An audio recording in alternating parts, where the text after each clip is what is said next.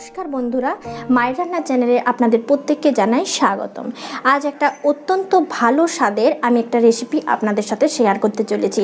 আজ আমি বানিয়েছি একটা দুর্দান্ত স্বাদের রঙিন সুন্দরী পেঁপেকে আচ্ছা সুন্দর মশলা দিয়ে আমরা রঙিন এবং সুন্দরী বানাবো, যা খেতে খুব সুন্দর। চলুন একটু দেখে নেব এখানে আমি কি কি উপকরণ অ্যাড করেছি আর কিভাবে বানাবো। রঙিন সুন্দরী পেঁপে বানাতে যে যে উপকরণগুলো লাগবে আপনারা দেখে নেন। আমি এইভাবে পেঁপে, একটা মাঝারি সাইজের পেঁপে এইভাবে আমি কেটে নিয়েছি। আপনারা যেমন খুশি কাটতে পারেন। দিনের পর দিন আমরা একই রকম পেঁপে খেতে খেতে আমাদের পেঁপে অপ্রিয় হয়ে উঠতে পারে। তার জন্য এইভাবে বানিয়ে নিন রঙিন সুন্দরী পেঁপে। এখানে এইভাবে পেঁপে আমি কেটে ধুয়ে রেখেছি। তারপর এখানে আমি সবুজ মটরকে ভিজিয়ে রেখেছিলাম আর এইভাবে আধো আধো করে বেটেছি। দেখুন পুরোটা কিন্তু আমি বাটিনি। তারপর এখানে নিয়েছি আদা বাটা, এখানে নিয়েছি একটা মাঝারি সাইজের টমেটো বাটা, আপনারা টমেটো কুচি করেও দিতে পারেন। ফোড়ন বলতে নিয়েছি 2টে তেজপাতা, একটু কালো জিরে, একটু গোটা জিরে, 2টো কাঁচা লঙ্কা।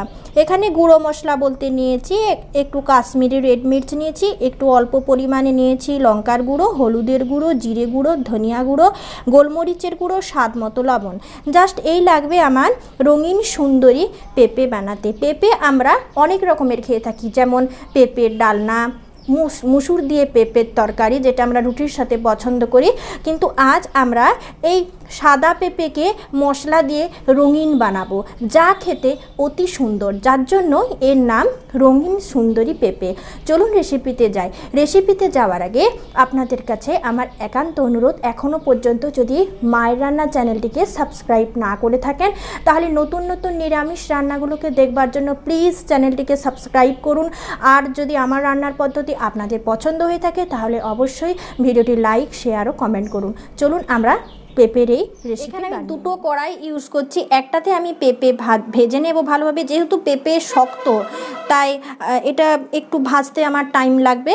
আর এখানে আমি আরেকটা ছোট কড়াই নিয়েছি, যেটা রঙিন পেঁপে বানাবার জন্য আমি মশলা প্রস্তুত করব। চলুন আমি প্রথমে পেঁপেগুলোকে ছেড়ে দিই। পেঁপে ছেড়ে দেব এবং লাল লাল টাইপের যখন ভাজা হয়ে যাবে তখন আমি পুরোটা তুলে নেব।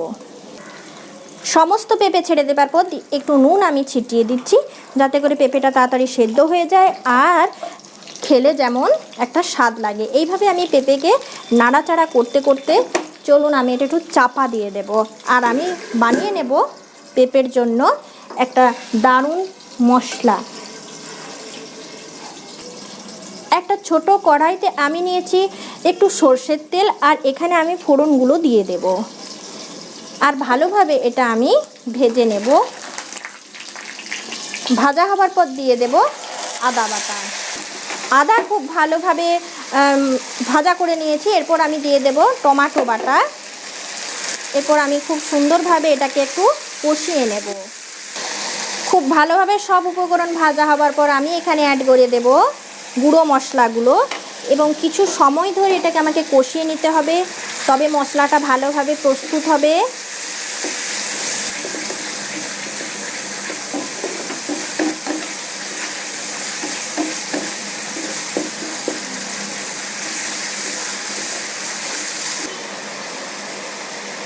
এটা ভাজা হতে হতে আমি প্রায় 2 থেকে 3 চামচের মতো জল অ্যাড করেছিলাম, নইলে লেগে যাচ্ছিল। দেখুন ভালোভাবে মশলাটা কষানো হয়ে গেছে। এরপর এখানে দিয়ে দেব সবুজ মটরের আধো আধো বাটা। তারপর আমি এটা একটু নেড়ে চেড়ে নেব। এটা একটু সময় দিতে হবে যাতে ভালোভাবে ফুটে যায়, অর্থাৎ ভালোভাবে রান্না করব অন্তত 2 থেকে 3 মিনিট ধরে। তারপর চলুন ওই কড়াইতে পেঁপেগুলোর কি অবস্থা একটু দেখে নিই। আমি ঢাকনা প্রায় খুলেই রেখেছিলাম। দেখুন হালকা হালকা বাদামি বর্ণ হয়ে এসছে আর আমার মনে হচ্ছে পেঁপেগুলো খুব ভালো মতো ভাজা হয়ে গেছে। এটা আপনারা ভাজার থেকে সেদ্ধ করেও কিন্তু করতে পারেন, তাতে এতটা তেল খরচ হবে না, কিন্তু ভাজলে জিনিসটার টেস্ট আরও ভালো আসে।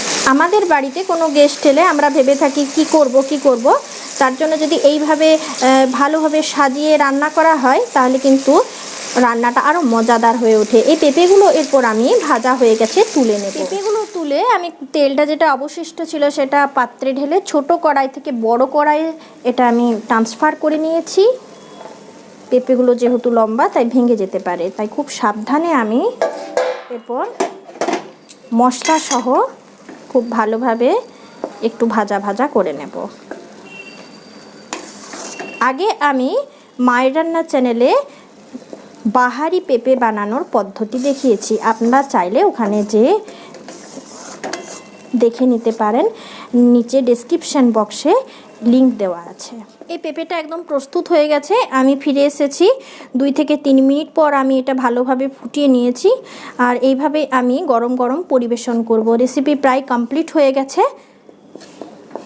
গ্যাস অফ করবার আগে আপনাদের কাছে আমার একটাই অনুরোধ রইল, যদি রান্নার পদ্ধতি আপনাদের পছন্দ হয়ে থাকে অবশ্যই ভিডিওটি লাইক করবেন আর শেয়ার করবেন, আর এইভাবে বানিয়ে খেয়ে আমায় জানাবেন স্বাদে কেমন হলো। নিচে দেওয়া আছে কমেন্ট বক্স। আজকে এখানেই আমি সমাপ্ত করছি। আপনাদের সাথে দেখা হবে একটা নতুন ভালো রেসিপির সাথে। ধন্যবাদ।